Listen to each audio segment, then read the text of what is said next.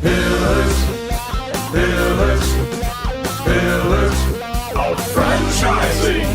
Pillars, pillars, pillars of franchising.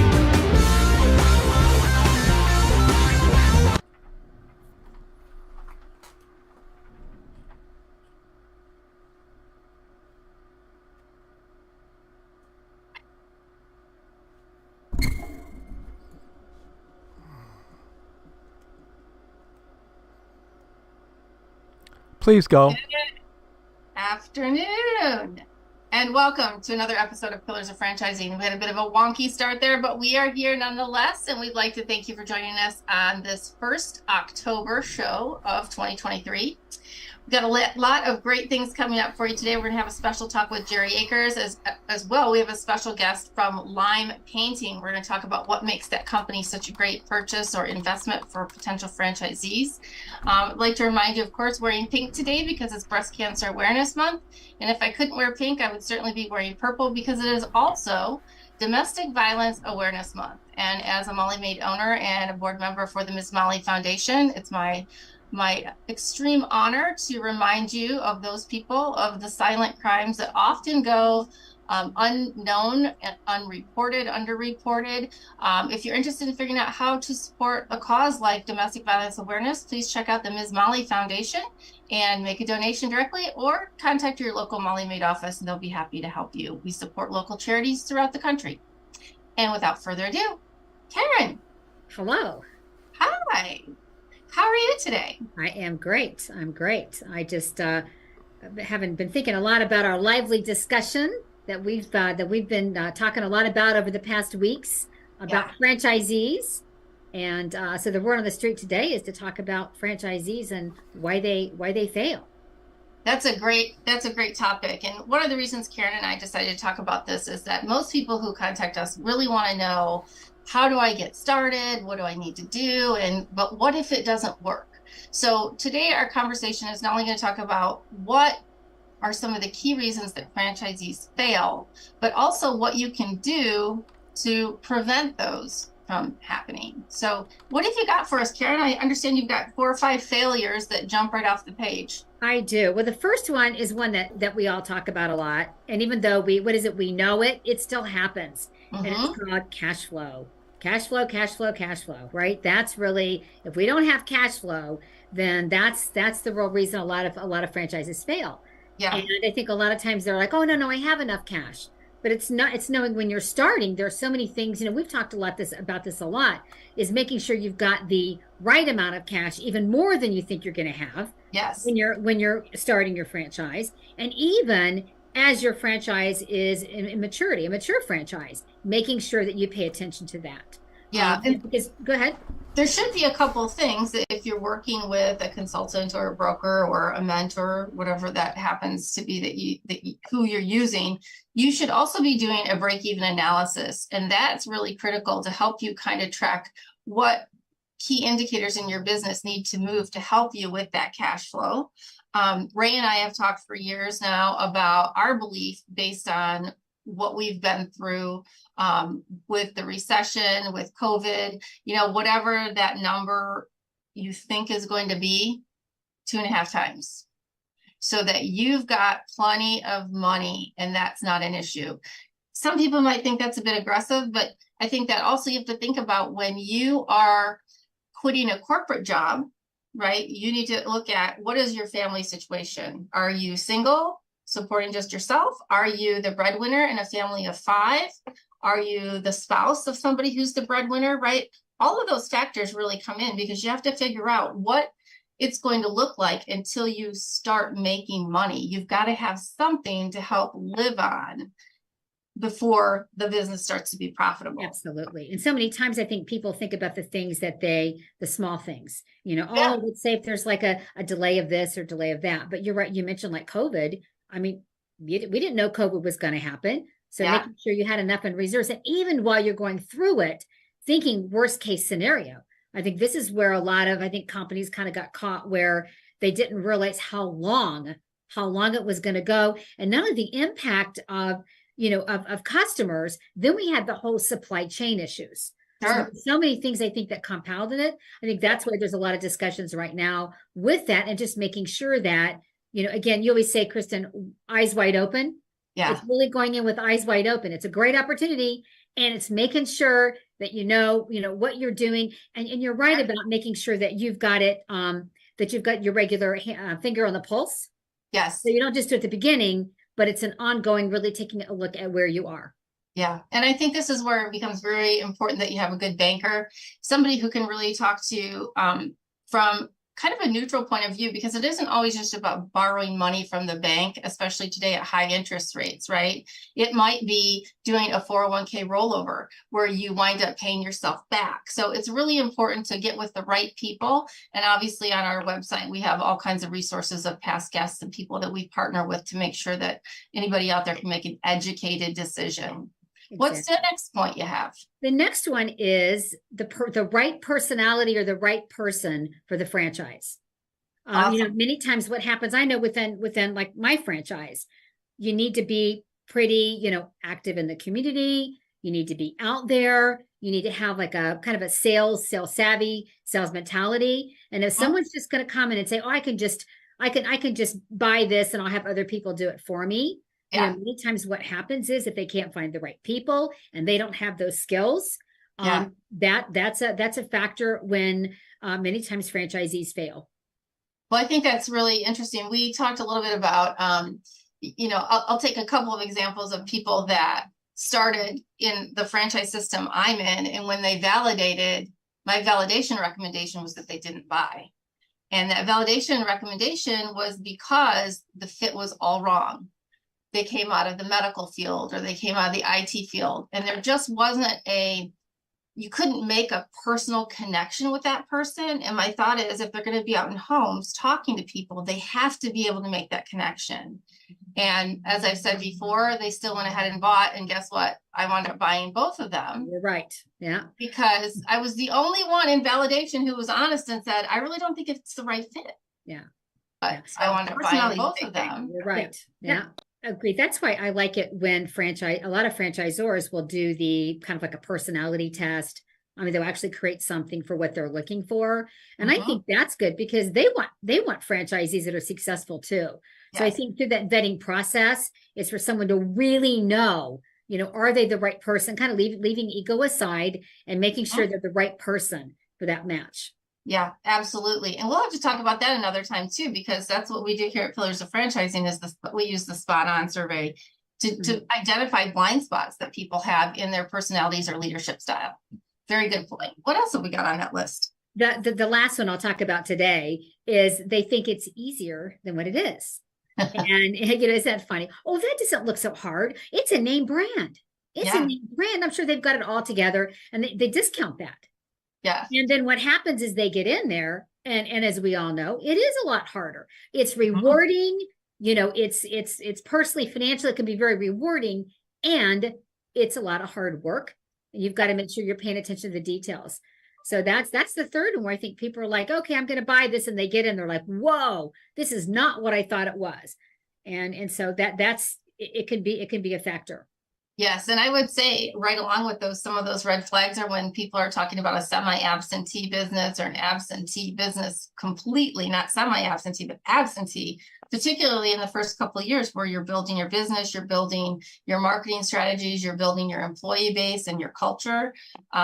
Those are you just can't plug and play. It's not, as Jerry referred to it, even in his book, the business in a box, right? Absolutely. So it's a great place to start. But it's not the end all be all. Correct. So, thank you so much, Karen. I appreciate it. I think we're going to take a brief break, and then we'll be right back with Nick Lopez and Lime Painting. Hey, franchise owners. How's your local marketing? Do you feel like you could use some help keeping up with your social media posts and comments and reviews? Do you wonder if you could be doing more to attract local customers? Are you able to identify new move-ins to your local area? At Westvine, we help franchisees like you reach more local customers through digital marketing. With daily monitoring, creative content, and ad placement, and customer data intelligence, we'll get your business in front of the people who want your products or services. We also work with franchisors who need an agency to handle the digital marketing for all of their locations. If you're ready to reach more local customers, give us a call at 805-265-5440 or visit us at westbine.com. That's 805-265-5440 or westbine.com. And welcome back. As promised, we have with us Nick Lopez. He is the founder of Lime Painting. I cannot wait to learn about this model, Nick. I'm excited to share. Excellent. So why don't you tell us a little bit about yourself? Since you're the founder, that means that you have actually come up with this idea. It was, I assume, your personal business first, and then you decided to franchise it. Is that accurate? That's accurate. Awesome. So we have a lot of people out there thinking they've got this business. Where do they go next? And that's about where you were when you decided to franchise it. Can you tell us a little bit about what made you decide to franchise? What was kind of the passion and the purpose behind it? Absolutely. So my story starts in college. I was an out-of-state student at Michigan State, and I wrestled my freshman year, and a scholarship was out of sight. So, in the meantime, I had tuition and cost of living and books, and it was clear that the scholarship wasn't going to support me through college. So I actually started a paint company called Spartan College Painters, and that's how I painted my way through school, and supported myself to pay for tuition and whatnot. I had no idea that I would continue to own a paint company throughout my career. And it wasn't until a mentor of mine handed me a book called E-Myth Revisited by Michael Gerber. Mm-hmm. And that's where I learned about franchising. I had essentially, heard from so many clients, thanks for showing up, thanks for doing a good job, thanks for answering your phone, very basic compliments. And East Lansing happened to be more of an affluent area. So, and also I had big college bills. So, I looked at the bigger the home, the bigger, the project would be. But I was stumbling on a need in the market in the luxury space where folks care about quality. They don't want to overpay, but they do want to pay more to get more, and they want to do the job right. Yes. And being that it was my name, I was putting it on the business. That was the approach I took. And as I got into my business degree, competitive advantage really started turning the light bulb on for me as I learned about that fancy business word. And I got into my marketing degree and started learning about positioning. So if you're high price, high quality as a business, that's your lane, that's where you stay. And that really shaped the opportunity. And so when I went and shared that with my mentor, his solution for the opportunity to deliver that value in other markets nationally, his solution was E-Myth Revisited by Michael Gerber. And that was maybe about 13 years ago. I started Spartan College Painters in 2008, so right in the middle of the Great Recession. And like I said, ran that for 5 years, moved home to Denver and started Lime Painting. And, the whole point was to really prove out the business model, further differentiate the model. Mm-hmm. I went on to join the International Franchise Association and nerded out about franchising before I actually franchised. So I received my CFE. It's the Certified Franchise Executive designation. You essentially take a bunch of classes around the country at different IFA conferences. One thing I valued about my undergrad, I attributed our success in Denver to my sales degree and our branding and marketing to my marketing degree. And I knew that I couldn't take credit for that. So I wanted to go to an association like the IFA where I could learn from others and and get educated about franchising. And then we started franchising in 2018. Okay. Really brought on our early adopters, some of our legacy owners, and really started expanding in 2020. So we had 7 locations in August of 2020. As you know, that was COVID, and Right. probably invested more. Well, I invested more into expansion than I ever have in my life. And, we grew. I think we added like 70 locations in 15 months. And, here we are on the back end of 2023, coming up on 100 locations. So, Wow. yeah, it's been a fun process and journey. There's been a lot of lessons and wins and everything in between. I always joke and say that business is like the ultimate business or a personal development course. You're constantly being humbled and Yes. needing to stretch yourself and learn and adapt true. to so many different things. There are no 2 days that are alike. Well, in normal Spartan style, because I actually was at Michigan State, but much earlier than you. I'm embarrassed to say, as Jerry's laughing in the background. How many? I'm going to get you, Jerry. How many locations did you have before you decided you were ready to franchise? Because I know there's people out there that are thinking, I've got restaurants, 2 or 3 restaurants. Do they make the leap? How did you decide? We had 2 corporate locations in Denver, and I built a team of advisors and consultants around me. We spent those 2 years I was with the IFA, about 15 months of that was working with that team to help lay the foundation of the franchise. So I think it was a collective effort of a lot of very experienced folks that one helped me figure out if franchising was right for me, and if we could actually franchise the business, and then how to appropriately lay the initial foundation for us to start doing just that, appropriately onboarding and supporting franchise owners.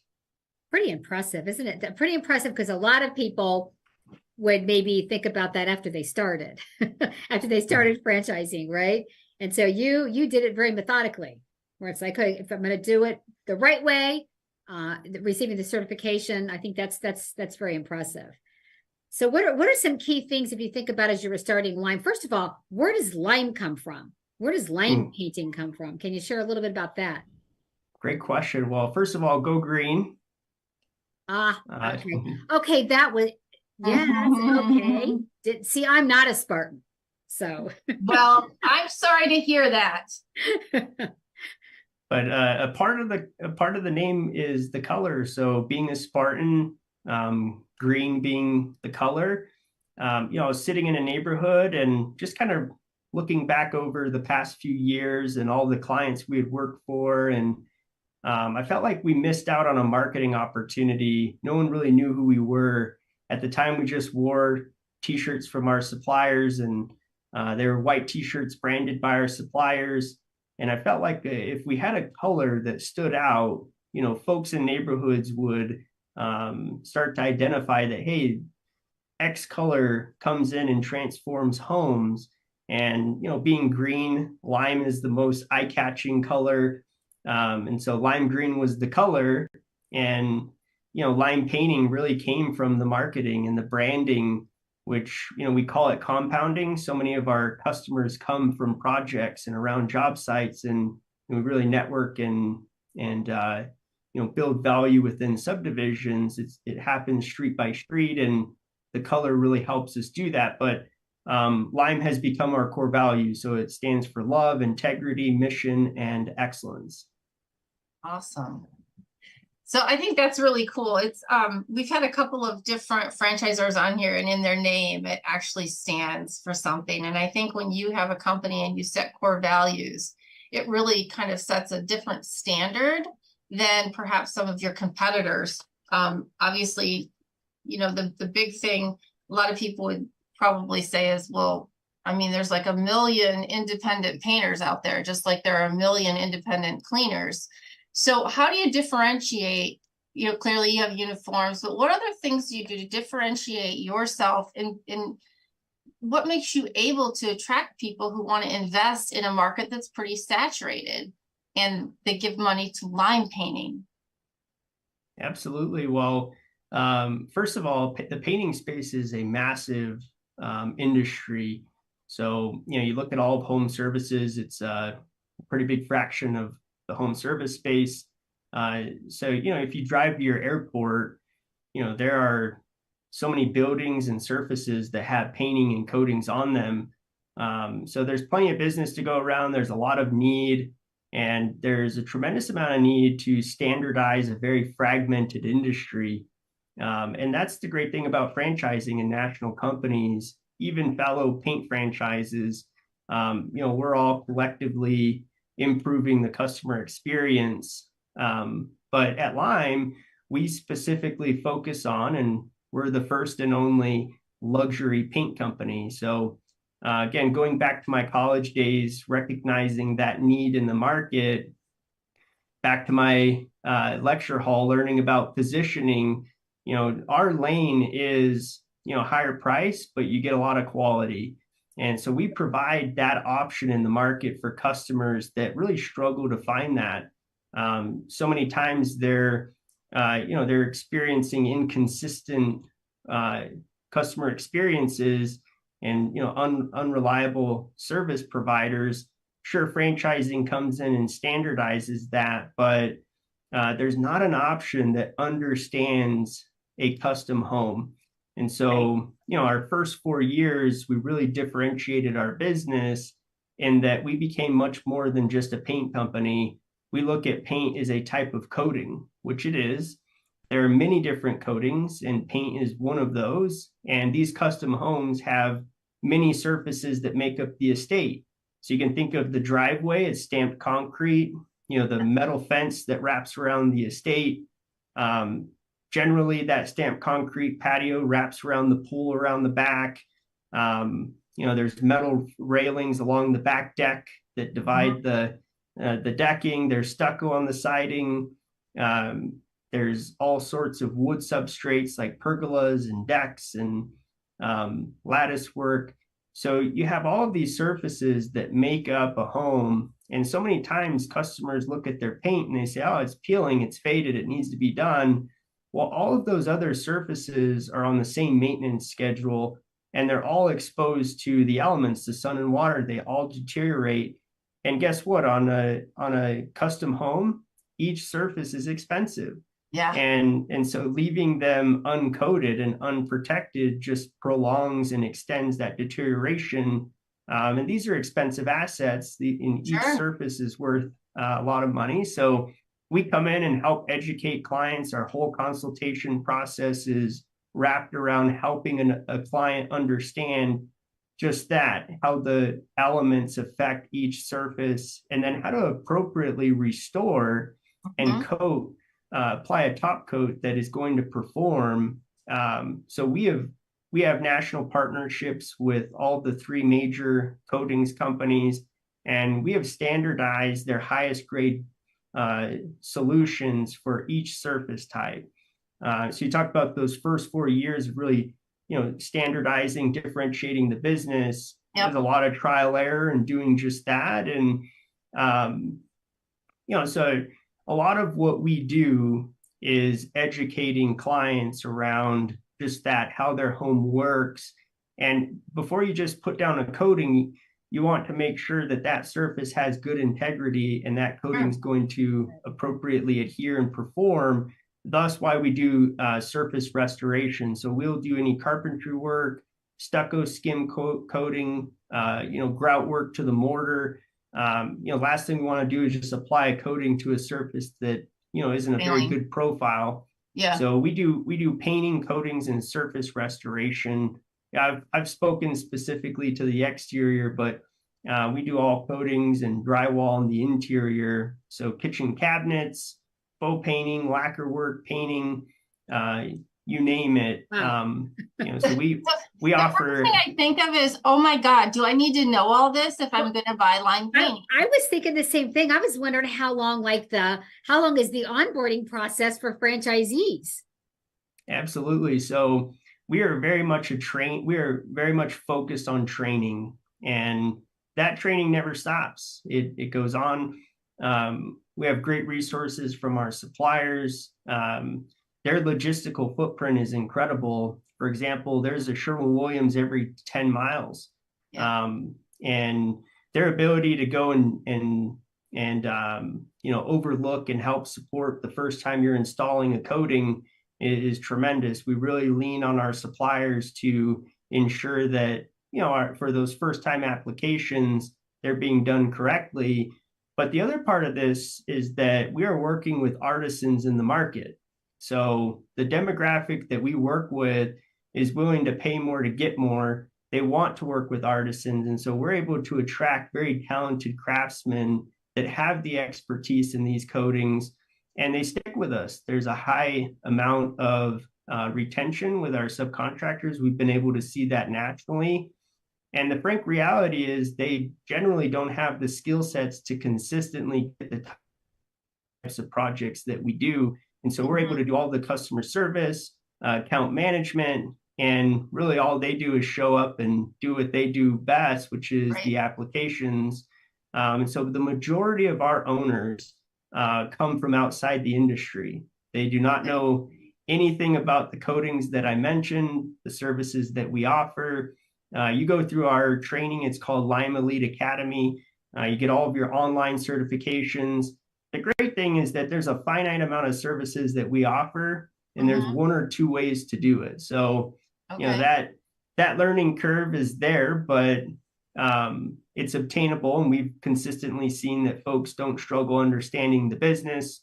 Sure. And then they come to our headquarters once they've gone through our academy, and they spend a week with us where we call it boot camp, and we really build on the foundation that they built virtually. They go back to their market, and our field coach goes into their market and does a sales training, usually about 30 to 45 days after they launch. And then about 30, 45 days after that, we come back out for a production training.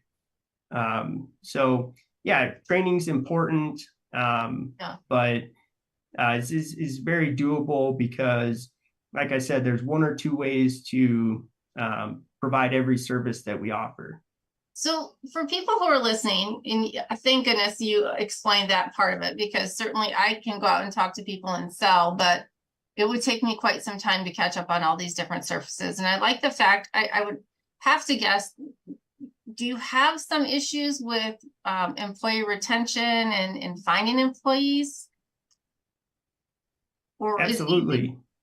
Yeah. So, our retention on the subcontractor side, the artisans we work with, is pretty solid. We build sales teams. We have a very effective sales model. It's an acronym called RESPIN, and that's the sales track.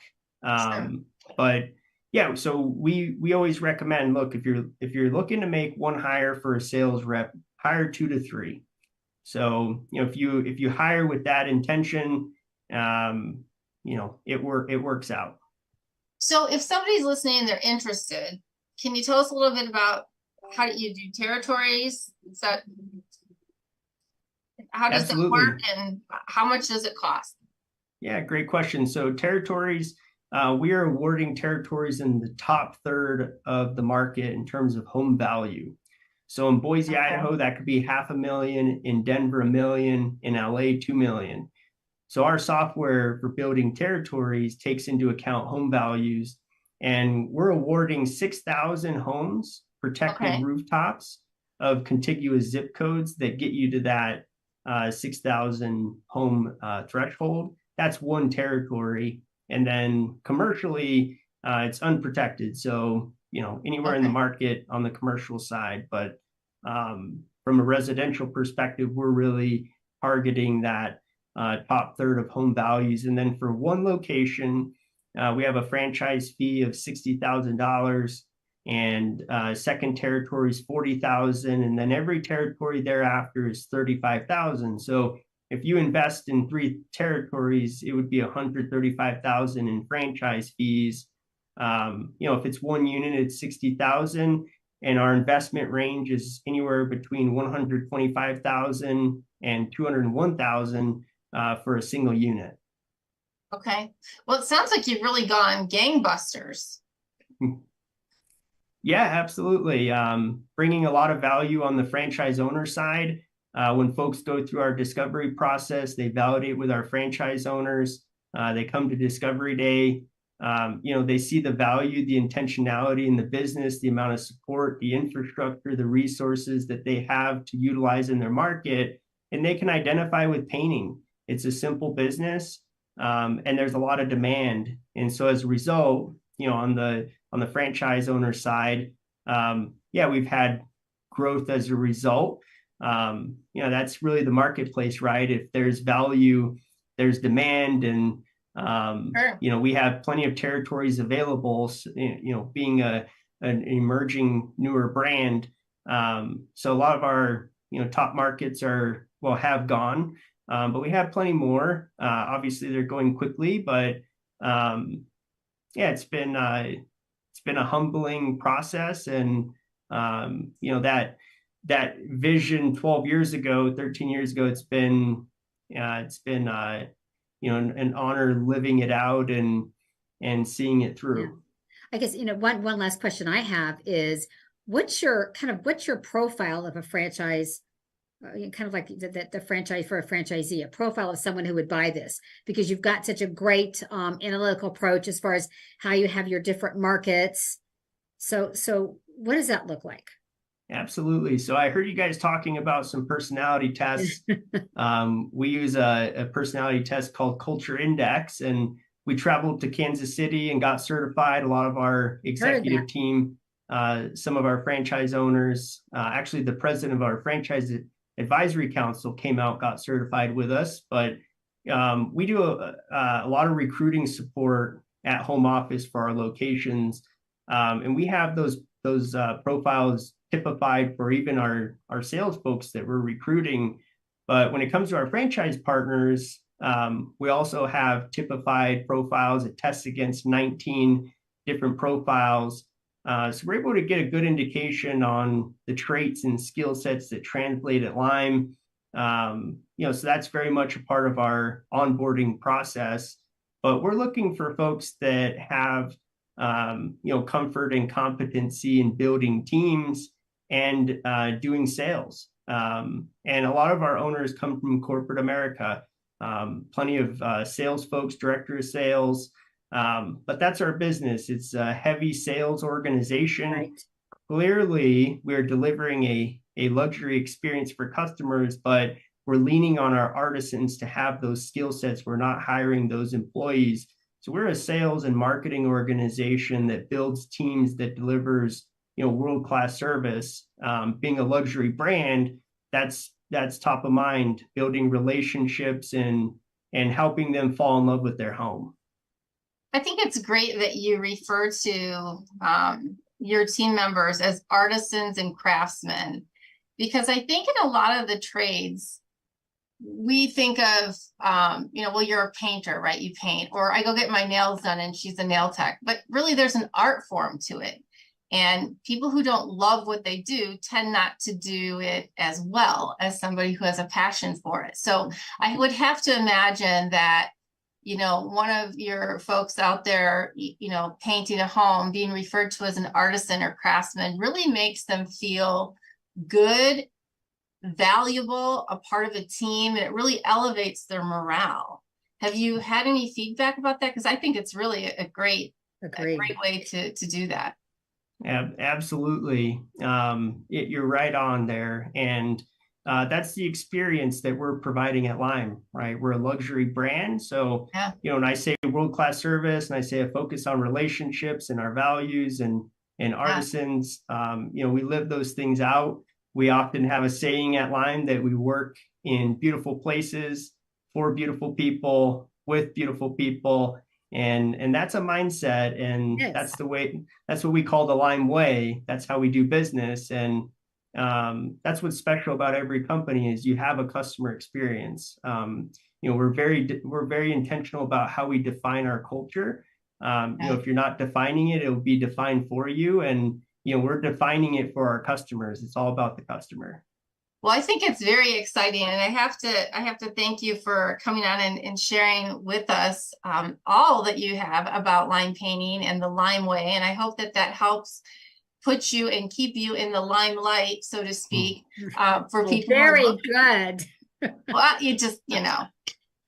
I mean, really, because we have a lot of, we call them corporate refugees, whatever you want to call them, that are looking for a business model that they can use some of the skills that they really enjoy, talking to people and selling stuff. And, but they're not necessarily interested in learning chemistry and about the substrates and weathering of products. And, so this is really a great opportunity. And it seems like the investment is a really good value, especially with the amount of organization, the data that you have tracked and invest in, the technology, the customer service. I mean, I think it looks like a really solid brand. I wish you guys all the luck in the world. Thank you. That means a lot. I appreciate it. Yeah, we hope to help you as well. That would be tremendous. Can you give us where you would like us, or have our folks? I'm sorry, I had something in the background going on. It sounded like Star Wars. Where you would like them to contact you if they've got questions. Sure.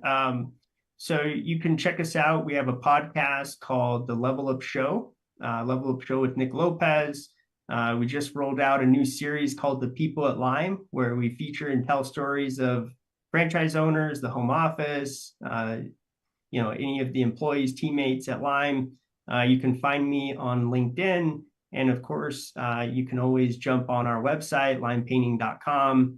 And I'm always accessible via email. So you can shoot me an email at nick@limepainting.com. That's awesome. And you've got some great development people too. I've talked to them on the phone. So that's great that you're building such a great team. We hope that you'll come back again in a few months and visit with us and tell us all about the exploding growth that you have across the state. I would love to. Thank you, Nick. Awesome. Thank you. Absolutely. 50 graduates resulting in 7 new franchisees owning 8 franchise brands, more than a dozen skilled graduates who are employees of franchise companies, all of them having earned a concentration in franchising exclusively granted by the Titus Center at Palm Beach Atlantic University, plus more than 80 franchise professionals on our advisory board. The Titus Center for Franchising is on fire in West Palm Beach, Florida. What do you need to join us? My students want to hear from you. They may even want to buy your franchise or work for your company. TitusCenter.com. And thank you for the Titus Center for your sponsorship. And so excited to go down there in, when am I going? January for the Selling Franchises show or seminars that we're doing down there. So that would be great to see John Hayes and his team and all those great kids that are going to school for franchising. Jerry, welcome back. Greetings. Good to see you, Kristin. It's great to see you. What are we talking about today? More interesting stuff. All about franchising, right, Kristin? Do we talk about anything else? No, it's amazing. By the way, great interview. I loved hearing about Lime Painting. I think that's a phenomenal brand. I just really like the way they built it, and I'm excited to hear how they continue to move forward with their success. Yeah, I love how they have done such a good job. You're not hiring just a painter, right? It's the whole artist and craftsman. When he talked about the home and all the different surfaces and substrates it has, I mean, that's how you go in and you sell to a high-end customer, right? It's talking through all of that, and they just go, wow, the last guy I talked to just asked me what color I wanted. Yeah, he had substrates. Yeah. So I think it's great. I can't wait to see how they grow. Yeah, it's very cool. Well, it's always a pleasure to hang out with you, Kristin, and talk about what's going on in franchising. So what's on your mind? What do you want to talk about today? Well, Jerry, I kind of like to be able to sort through a lot of this stuff going on in the news and how it's going to affect people. We have a lot of people, the majority of which are looking to buy a franchise. And I know for me, a lot of times they go, oh my gosh, all right, well, I've got X number of years before I sign my contract again. What does the franchise world look like tomorrow, next week, in 3 years? And so I'm wondering if you could just kind of tell us, with some of the things going on out there, just what would you be looking for? What are some of the impacts we need to be aware of? Because it's still a good time to buy, right? Well, that's why I want to start this with is this is a great time to buy franchises. We talk about that all the time. And unfortunately, so many times in my segment, anyhow, we're talking about issues in franchising. But I want our listeners to understand, we talk about those just to educate people. We want them to understand, so when they're making a decision, they're looking at all the pertinent information, they're analyzing it, they're taking a look at, how that might work with their personality and how much time they want to spend in the business and, all those things. So when we talk about prospective issues or headwinds or any of those kinds of things in franchising, it's merely to help educate people so they make great decisions. So right now, the last couple of weeks, we've talked about the agreement in California that is going to impact minimum wage for the next few years. By the way, minimum wage in California was and will continue to go up on a regular basis, no matter what happens in the rest of the world. So looking at that agreement as a negative thing is kind of glass half full thinking, right? Because as we talked about last week, there are lots of great things that came out of the agreement for franchising. But if you only looked at the one component, which for a short time accelerated minimum wage, you would look at it as a negative thing. So when we're talking about franchising overall, it's stronger than it ever has been. There are literally more opportunities than there ever have been. And it's a great time to get into it. But you do have to, like buying any business, there's going to be things that you've got to work through. You've got to digest. You got to maybe even come up with answers on. But your franchisor, as well as people like all of us here on Pillars of Franchising, are in a position to help guide you through that. So don't give up on it. So I think one of the biggest things that we've got to think about today as we look to buy or expand in any business is the labor situation. Yes. Not just what you pay for labor, but what labor is available out there. Sure. So if we were, in fact, before the show, we were talking a little bit about some large QSR brands like McDonald's and Wendy's and, yada, yada, yada. And the impact of labor on them. Well, those are businesses that take an immense amount of labor to run one location. It's in a category where it's even harder to find labor right now than it ever has been. So that's going to be a bit of a struggle. If you were to buy a brand like that, love the brands, would suggest you really take a look at it, because if it's a fit for you, do it. Understand you're going to have some struggles with labor. If it's any of the other brands out there that lean heavily on high labor percentages, you're going to have some things that you need to work through. But again, your franchisor is dealing with this and they're prepared to help you. Your best, as always, your best resources are other franchisees, because they're living your life. So they with that, but be prepared to understand where labor and any issues with labor in the modern world are going to impact you in that franchise system. Very good point. Very good point. And do you feel there's a difference depending on where you go to open your business? And I mean, obviously the type of business is key. I mean, you have a McDonald's, it's 50, and you have maybe, take a line painting and maybe they need 10 initially, or I need 6. It still depends on where you are, right? I mean, the type of labor you have available to you. The type of labor you have available and the type of labor you need, because it just, for instance, if you were to take a blue collar type of business and put it in a white collar neighborhood, it may not, you may not sell as much of whatever product or service you're offering, but you also may not have the employees that you need for that particular offering. We talk about lime painting because that's our guest today.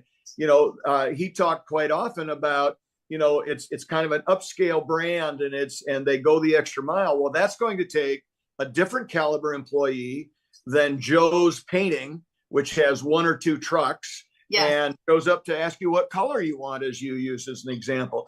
So yes, understanding the labor pool you're dealing with is something you should take a look at. Maybe your state or your city is struggling with labor in that category. Maybe you need to buy a license in another geographic area to make it work, While we're talking about geographic areas, don't lose track of the fact there are some areas that are more business friendly than other areas, especially in the world we live in today.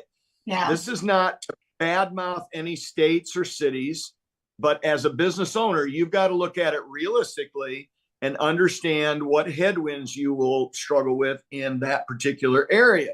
It may be your hometown in your state, and you love it to death. You cheer for the local teams. Your kids go to school there, all those things. Yeah. But it still may not be business friendly, or at least not friendly to the business you're looking at. So as a business owner, it is not only your responsibility, but I would think it's in your best interest financially to look at a geographical location that better fits when it comes to those kinds of things, Kristin. Yeah, I think that's a really good point, because a lot of times you want to be around the people you know, where you're comfortable, right? And, you know, one of the things that when we went to buy our franchise, and hopefully other franchisors do this, I don't know, I've not seen anything in an FDD about it, but that's probably more of a franchise development issue. You know, we had a map that said, here's where your customers are based on income, home value, blah, blah, blah. But these dark spots right here that they don't look like they're worth anything to you, that's where you want your office, because that's where your employees live. Because they can't necessarily afford the level or type of service, kind of like lime painting, what he said, right? Their customer are in these big posh areas, but that's not where their artisans and craftsmen come from. And so I cannot tell you how many franchisees I've advised and mentored with who chose a bad location. They chose a location that is a very, very white collar, affluent area to put their unit or their office or whatever the case might be, as you mentioned, and they cannot find staff. Staff has to drive from 30, 40 miles away. And if you're dealing with staff that are in a modest income category, they may not be willing to drive that far. That's right. So either you will, maybe have to move, or perhaps pay a stipend to get people to travel to that area or something like that. You just have to be prepared for that. So just like everything else we do on this show, if we can advise prospective franchisees before they become franchisees, it helps for their due diligence, the questions they ask at discovery day, the questions they ask on validation calls, and the decisions they eventually make in that purchase. Yeah, I think that's some great advice, and really make sure that you ask not only the franchisor, but the owners of existing units. What exactly did you do, or how did you determine where your office was to find staff?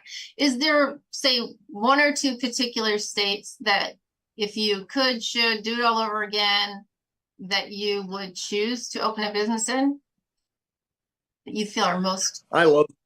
I love the states I'm in. They're very business friendly. We've got lots of customers. We don't have enough staff on one side of the business, but I mean, that's just kind of the world over, right? So I'm happy with those. And I think most states are good for small business and franchising in particular.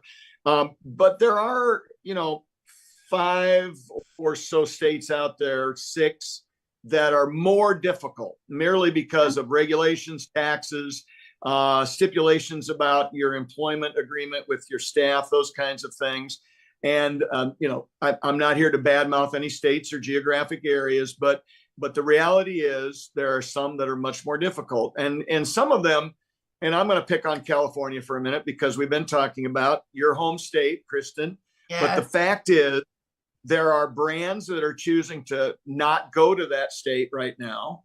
There are brands that are not going to renew licenses in that state in the future because of some of the cost of doing business there, the labor situation in that state, regulations, and so on. Again, one of our most beautiful states. I love the state, but just strictly from a business standpoint, it is more difficult to do business there than it is in other states. If you want to do business in California, hallelujah. We need people that sell hamburgers and have hotel rooms to offer and all the other things that franchising does in California. But just be aware that the hurdles will be a little higher in California than there are in other states. Yeah. If you're driven to do it, but just be prepared. Even in Iowa and Nebraska, with the Great Clips brand, we could use more staff. It's some of them didn't come back from COVID. It's just, a work in progress. We gain ground every month, but it's taking time. With the joint, frankly, I've got more staff than I can use, and I got people applying every day, which is a great position to have, but still, I wish I could open more locations to put them to work. But it was slow in getting that out of the ground. So if you're the first one in the area and you don't have name recognition, it might take you some time to hire those people because they don't know you. I know we had a couple locations that were 3 to 4 months late opening because we had it built and we were ready to go. We'd actually done some marketing, but we couldn't get enough staff to open the doors. So prospective franchisees, these are things to look at. These are things to consider. If you want to ask more questions, let us know. Pillars is here to support you. We will talk to you. We'll mentor you. Whatever you want to do, we'll just answer some questions. But reach out, because our entire goal is to make franchising better for the whole franchise model. And if we can help you, save you from making a mistake, guide you, whatever, that's what we're here to do. The more you know, the better decision you can make. Absolutely. So, Jerry, thank you so much. I really appreciate the time you spend preparing for our talks on Thursdays, and obviously all the great advice that you give to our prospective franchisees. So thank you again, and we look forward to chatting with you again next week. Sounds great. Thanks, Kristin. And I'd like to thank you for all of you for joining us today, but a special thanks to Nick Lopez of Lime Painting. What a great educational visit we had today, and we hope that if you have any questions or are interested in that brand, that you take a look at their website and or come through the Pillars of Franchising website, where we'll have all the contact information, and you can talk to one of us about the differences between Lime Painting and some of the other brands that are out there, so you can see the real differentials that makes Lime Painting what and who they are today. So big thank you to Jerry Akers, Karen Kimsey-Sward, Ray Pillar, our Million Dollar mentors, and we're looking forward to having Laura Liss, our franchise lawyer, back in the seat again soon. We hope you all have a great week. My name is Kristin Selmeczy. I am your 4th Million Dollar mentor, and we wish you a great week. Remember to find us again next week at 4 p.m. Central Standard Time, wherever you get your podcast. And remember, when you're looking at franchising, the dream starts here. Have a great week.